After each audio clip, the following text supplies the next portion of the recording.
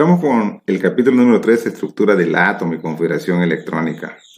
Llegamos a encontrar que el modelo atómico es la parte inicial de todo este conocimiento y justamente inicia con una historia de los años o del siglo XVIII y XIX. Lavoisier, Proust y Dalton proponen la experimentación cuántica a partir de las leyes clásicas de la química. En 1808, John Dalton propuso que en cuanto a estas leyes químicas, que existían partículas esféricas indivisibles e inmutables, iguales entre sí, a las cuales llamó un elemento químico o átomo, y su figura era completamente maciza. En 1897, el señor Thomson propone que estos átomos tienen electrones y tienen protones, y que esa carga negativa era de los electrones, y propuso un modelo de budín de pasas. Justamente esos años venideros, en 1911, Ernest Rutherford dice que no es que eran macizos, que alrededor de su núcleo ellos viajaban a través de algunos momentos y que esos electrones estaban en completa actividad, pero él no sabía cómo o por dónde viajaban, solo que sí viajaban. Para 1913, el señor Niels Bohr descubrió que los átomos viajaban por algo que se llamaban orbitales y que esos orbitales iban de distintos niveles. Luego, el señor Schrödinger, en 1926, utilizando esas ideas, junto con Planck y Broglie, propuso algún modelo matemático en donde aparecen tres parlamentos, es decir, tres momentos importantes, que son los números cuánticos n, l y m. Sommerfeld, justamente en años anteriores, junto con Albert Einstein, hizo algunas modificaciones al modelo de Bohr. Decían que los electrones se mueven alrededor del núcleo, que a partir del segundo nivel energético existen dos o más subniveles del mismo, que el electrón es una corriente eléctrica inusual, pero que es imposible poder determinar, según Heisenberg, en 1926, la precisión exacta de un electrón.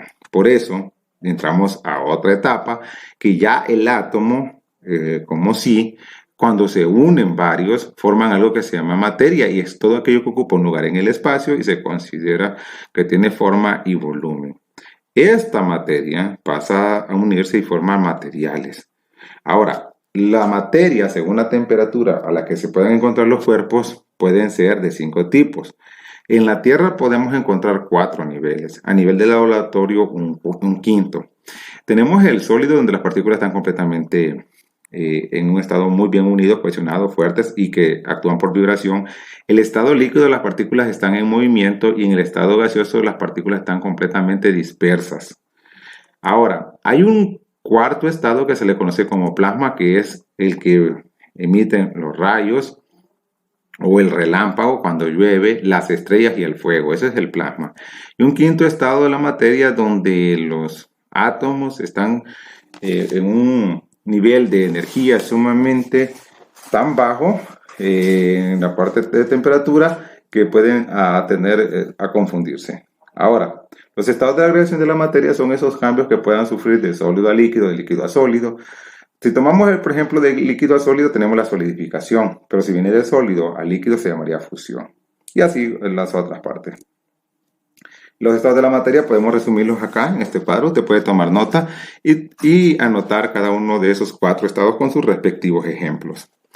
Ahora, esto nos llevó a que los átomos, cuando también se van uniendo con otros átomos iguales o distintos, forman moléculas. Y bueno, y esas sustancias o moléculas pues tienden a formar cuerpos dentro de la materia.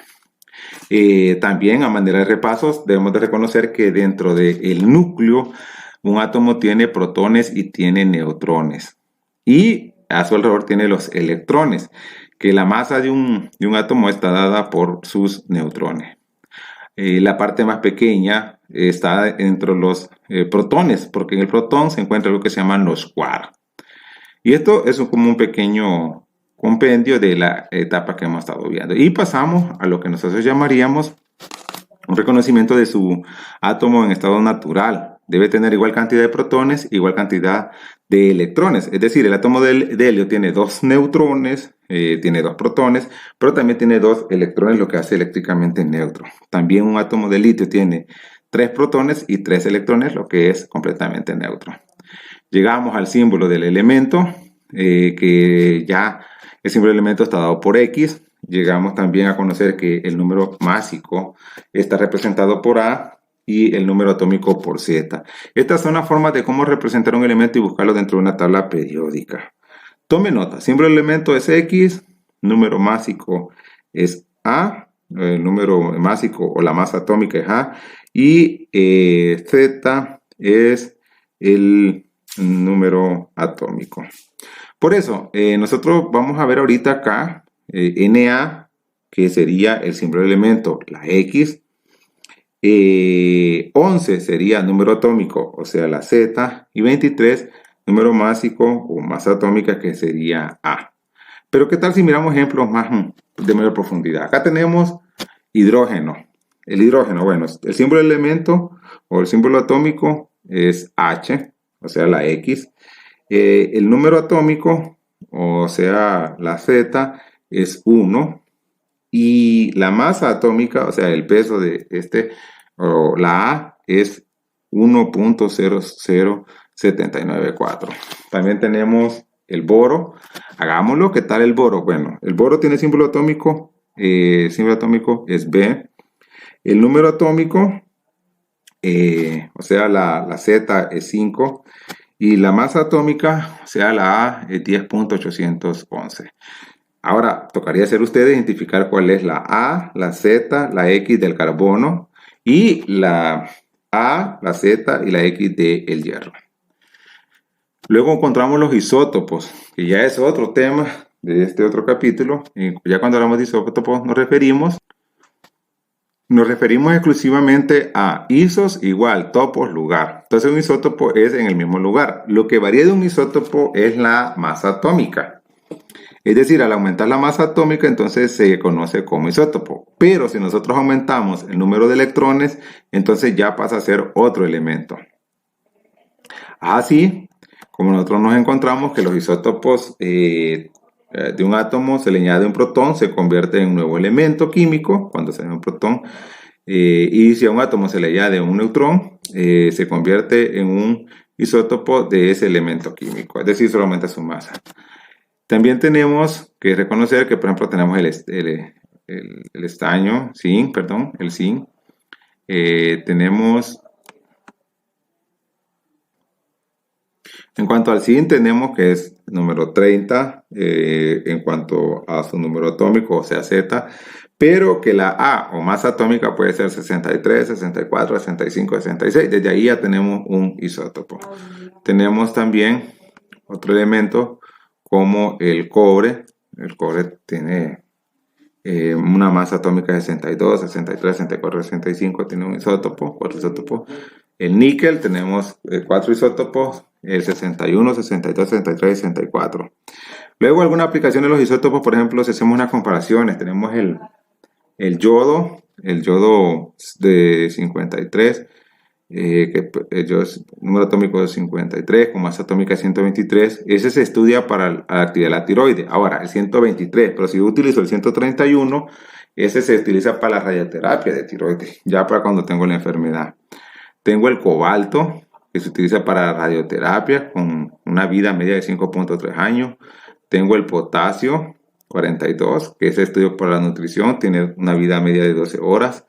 El calcio, también para alimentos nutritivos, tiene 165 horas de duración. Y tengo el hierro, que me puede durar 45 días. Vamos a mirar acá una tabla periódica, justamente para que interactuemos y miremos. Miramos esta tabla periódica que nos representa. Acá miramos algunos elementos.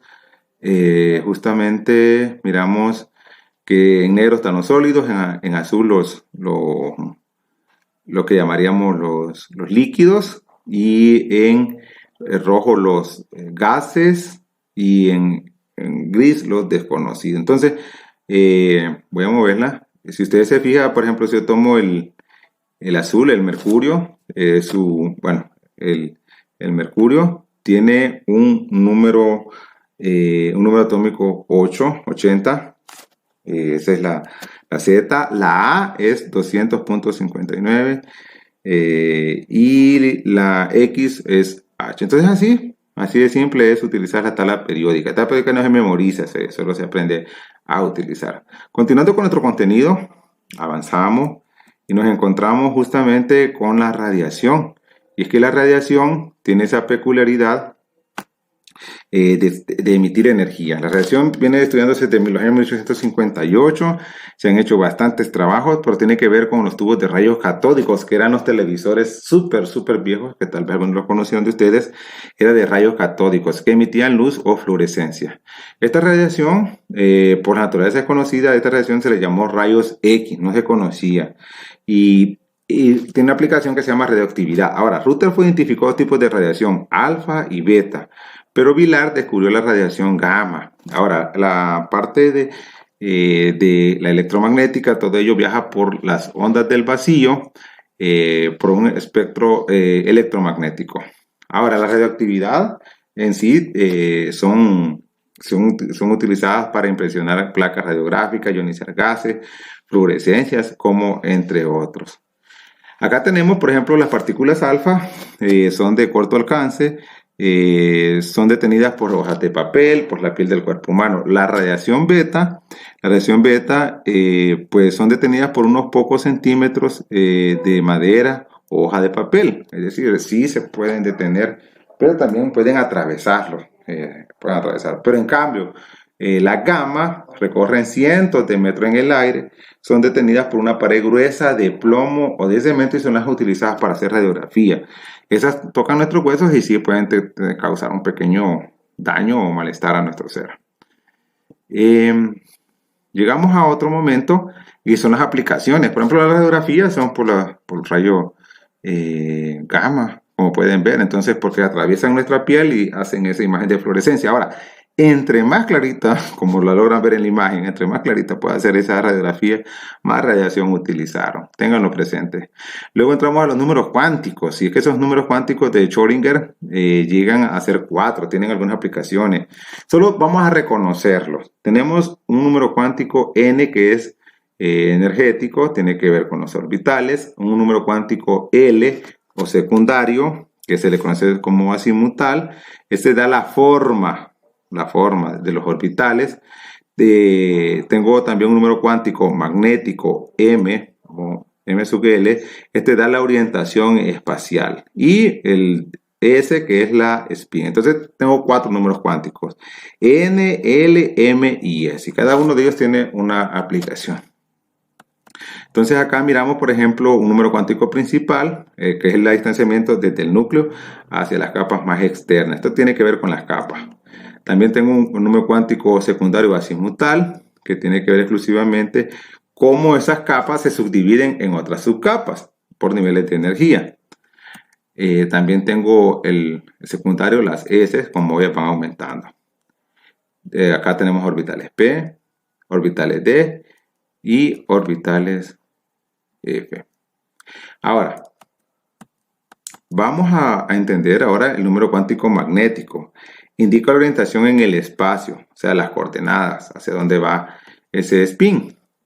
Y por eso hay algunas partes que simplemente tenemos que conocer. Los orbitales S tienen 0, el orbital P va de menos 1 a más 1, el orbital D de menos 2 a más 2, y el orbital F de menos 3 a más 3. Eso es una manera de información.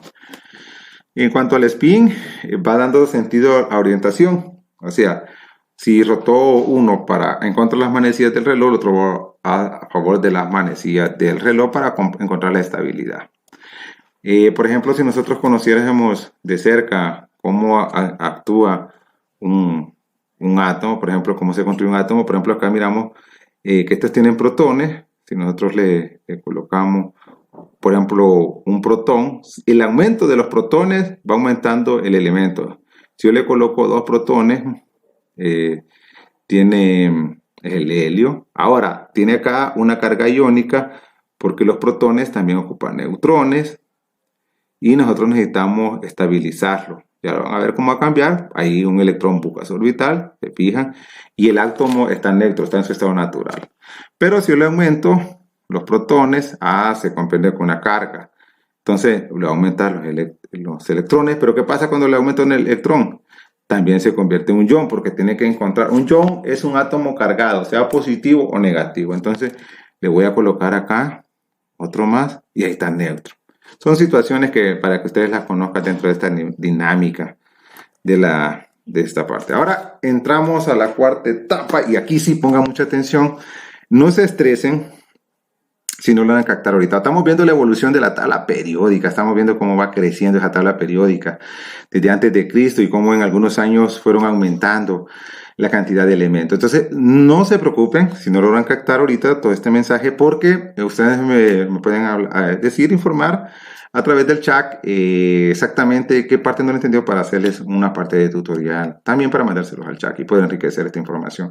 Pueden ver que los elementos pueden ser ancestrales, de origen desconocido, pero también Alemania, Suiza, España, Ucrania, Francia, Rumania, Finlandia, Dinamarca y Rusia, cómo han aportado, Suiza, cómo fue aportando a partir de los años Austria, en el nuevo siglo, pueden ver cómo, según el color, el país de donde vienen. Es increíble la cantidad de elementos con su origen. Entonces, Italia, Estados Unidos apareció después de la Segunda Guerra Mundial. En realidad, la Segunda Guerra Mundial no fue tan mala en la parte química porque se hicieron una mayor cantidad de descubrimientos.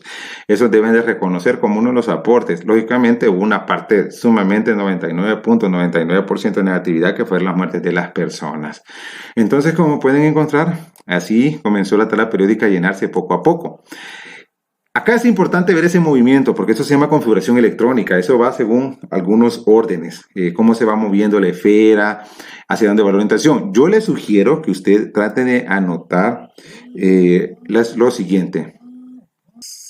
Llegamos a la configuración electrónica. Esto nos permite ir reconociendo cómo se va realizando cada paso a paso hasta encontrar los 118 elementos, porque lo que va aumentando es la cantidad de electrones. Y de acuerdo a esa cantidad de electrones, pues nosotros podemos ir detallando o ir construyendo nuestros 118 elementos. Y tenemos acá justamente que tiene tres partes. Primero, 3 indica el número cuántico principal, es decir, que son los niveles. Entre esos niveles, n son 7. 1, 2, 3, 4, 5, 6, 7. Ahora, P indica el número cuántico secundario. P en este caso podría ser S, P, D y F. Ahora, el número cuántico secundario también nos indica la cantidad máxima de electrones que existen en ese orbital. Si yo voy con un orbital S, por ejemplo, indica un número cuántico secundario en L, que sería S, solo va a tener 2 como máximo. Los P, lo máximo que pueden tener son 6. Los D, lo máximo que pueden tener son 10. Y los F, lo máximo que pueden tener son 14. Bueno, acá miramos, por ejemplo, un número cuántico, N3, L1, M-1, S más un medio. Está incompleto, ¿verdad? Pero no es esa la finalidad que nosotros queremos aprender. Nosotros queremos aprender lo siguiente. Por ejemplo, miren cómo baja cadena. De 1S2 a 2S2. Solo que ahí le faltan los exponentes. De 2P6 pasa a 3S2.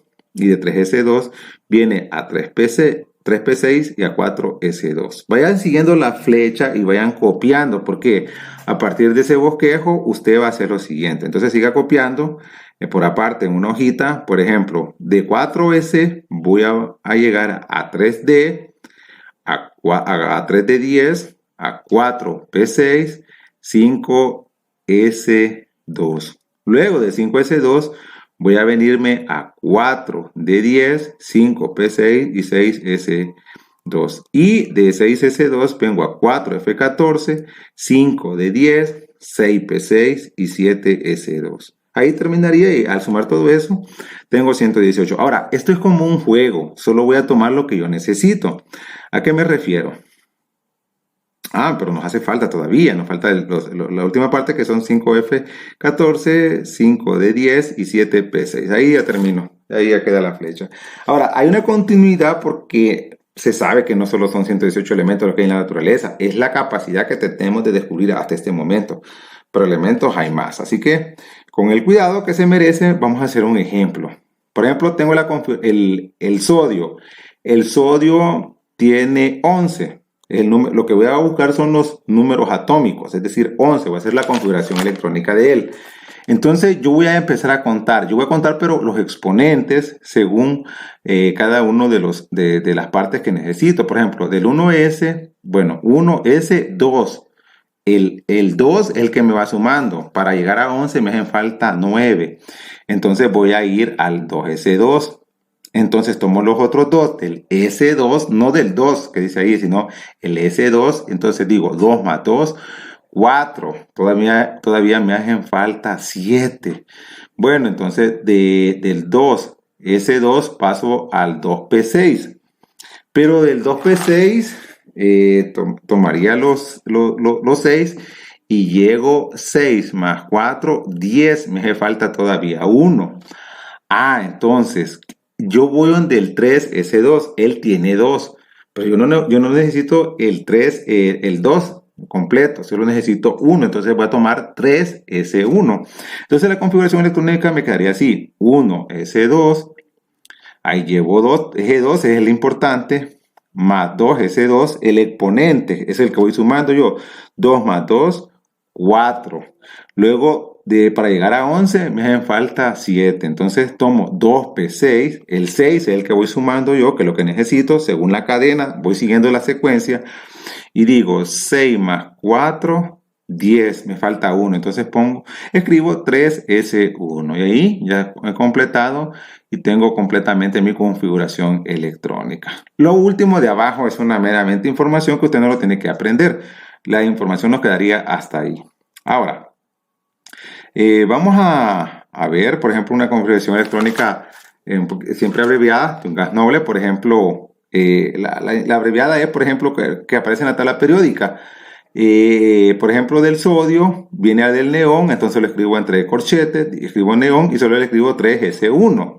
Se escriben entre corchetes. Por ejemplo, si yo escribo el litio, por ejemplo, viene del número 3. Entonces, el helio tiene 2 y el que seguiría sería 2S1. Entonces, solo escribo acá el 1 para llegar a 3. Esa es la abreviada. Ahora, acá hay algunos elementos que nosotros podemos hacer, pero hay una digital que la podemos trabajar. La vamos a observar para que usted la conozca. Por ejemplo, tengo esta digital y vamos a reiniciar. Por ejemplo, si yo quiero hacer la del hidrógeno. El hidrógeno, según la tabla periódica, el hidrógeno tiene solamente, aquí dice hidrógeno, el hidrógeno tiene 1, entonces yo necesito solo 1. Entonces voy a ver acá, voy a mi configuración electrónica y escribo acá 1S1. Entonces aquí dice 1S1 y aquí me dice, ve, modelo de Bohr del hidrógeno. Muy bien. Ahora voy a hacer el del neón. Voy a ir a la tabla periódica. El neón dice que es el número 10.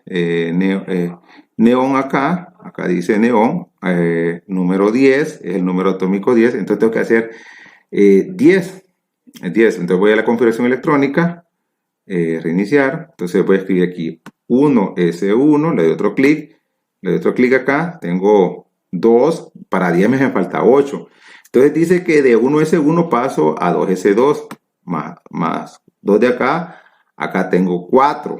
Para llegar a 10 me falta 6. Entonces voy ahora a los 2P.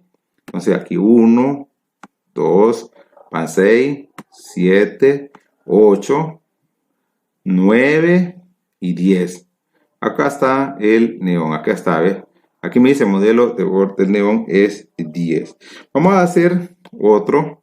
Vamos a hacer el cromo. El cromo es número, aquí está cromo 24. Vamos a hacer el cromo. Entonces tengo que buscar 24. Lo único que tengo que seguir es la secuencia. 2. Ahora voy a 2S2. Van 4. Ahora voy con los P. Los tengo que llenar todos porque sumarían 10. Son 24. Me hace falta 14 aquí. Entonces aquí coloco 2S2. Aquí llevo 12. Aquí me van diciendo 12. Para llegar a 24 me hace falta 12 más. Aquí coloco estos. Aquí va diciendo llevo 16. ¿Qué pasa si yo lo coloco en una posición que no? Acá me dice, ¿ve? Acá está mal colocada. Ahí está mal colocada. Entonces tengo que borrar. lo borro. Eso lo tendría que borrar. Ahí está borrado. Entonces, no, está mal colocado. Tiene que llevar una secuencia. Entonces, ahí llevo 18. Entonces, aquí coloco. Después de 3, después de 3 P6, paso a 2S2. Acá está tengo 20, me hacen falta 4. Entonces, pasaría al 3 de 10. Entonces, no voy a llenar los P porque después del 4S voy al 3 de 10. De aquí tengo que buscar 4. 1, 2, 3, 4. Entonces, acá tengo el cromo, con su última capa 24. Y bueno, es así como se va llenando. Cualquier duda, como les digo, pues pueden escribirme para darles un tutorial por aparte. Y luego llegamos a los electrones de valencia, que los electrones de valencia son normalmente los electrones de la última capa. Así de simple. Los electrones de valencia son los electrones de la última capa. Entonces, son motivos también de estudio. Son sumamente llamativos, electrón de valencia, porque a partir de ahí es que nosotros formamos las moléculas. Y es que en su última capa ellos pueden ganar o se pueden perder esos electrones. Y por eso se llaman electrones de valencia. Ahora, los electrones de valencia, como acá los dice, ¿cómo los reconozco? Son los electrones que están en la última nivel de energía. Es decir, son los que se encuentran justamente acá, en esta última capa. No en la más interna, no, sino en la última externa. Y por ejemplo el sodio en su última capa, si logran ver, tiene un electrón en movimiento. Ahí va para que lo reconozcan. Entonces, ese electrón de valencia que justamente que tiene el hidrógeno ahí, lo hace sumamente reactivo, pero muy reactivo.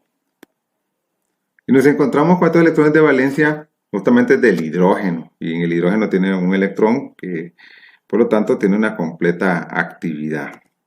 Llegamos, por ejemplo, al litio. El litio tiene un electrón de valencia en su última capa. Y ese puede ser que sea donable y puede formar un enlace. Entonces, los electrones de valencia son los electrones que se encuentran en la última capa. La meta de todo átomo es formar 8 electrones en su última capa. Por eso ellos se unen con otro para poder completarse. Entonces, es importante reconocer cuántos son los electrones de valencia de cada elemento. Ahora, la ubicación de los electrones en los enlaces, ubicación de los elementos químicos, pues estos van en la tabla periódica, se distribuyen por grupos, familias o por periodos. Si los ubicamos, por ejemplo, grupos, familias y periodos como están acá, tienden a ser tanto verticales como horizontales. Comenzamos con, por ejemplo, los grupos. Los grupos son verticales y siempre se representan con números romanos y por la letra A o B. Y bueno, en este caso, por ejemplo, tenemos los del grupo A, son todos estos que están acá. Se le conocen los alcalinos, los del grupo 2A, alcalinoterrios. Luego vienen los de transición, como tenemos los escandio, el titanio, el vanadio, cromo, manganeso, fierro. De ahí viene la palabra de decirle fierro al hierro, cobalto, níquel, cobre y zinc. Entonces, estos son del grupo B. Y luego volvemos otra vez a los terrios, carbonoides, calcágenos, nitrogenoides, halógenos y gaseosos. Por último tenemos las tierras raras, lantánidos y actínidos. Entonces, esos son las familias. En cuanto a los grupos, pues ahí tenemos 8 grupos del tipo A, otros 8 del grupo B, en total suman 18. Y algunas curiosidades que siempre reciben el nombre de las cabezas. Ahora, los periodos son los que van en forma horizontal. Por ejemplo, el periodo más corto es el periodo 1A y los periodos más largos son el 6 y el 7 que tienen 32. Entonces, no es lo mismo escribir los grupos y los periodos, tienen comportamientos distintos y tienen algunas utilidades. Por ejemplo, en cuanto a la clasificación de los elementos, aquí podemos ver, tenemos los metales incluso en un color rosa, en un color más fuerte tenemos los metaloides. No son metales ni son no metales, simplemente les conocen como metaloides. Y tenemos a los no metales que son completamente amarillo y que son muy reactivos y que tienen una actividad bastante activa dentro del mundo de la química. Y vamos finalizando, por ejemplo, cómo va la parte metálica de ese carácter, que va aumentando de arriba hacia abajo y aumenta de derecha a izquierda. Entonces aquí tenemos los metales y los no metales y metaloides. Algunas características de ellos, las cuales pueden ir leyendo. Por ejemplo, los elementos metálicos son atraídos por imán. Todos son sólidos a excepción del mercurio, que es líquido y tienen brillo y tienen un alto punto de fusión. Los no metales o elementos metálicos no poseen brillo, son quebradizos, son de baja densidad. Los metaloides están ubicados al límite de los metales. Son 8 metales: boro, silicio, germanio, arsénico, y presentan algunas propiedades físicas. Dato curioso, solo son 8 elementos semimetálicos o metaloides.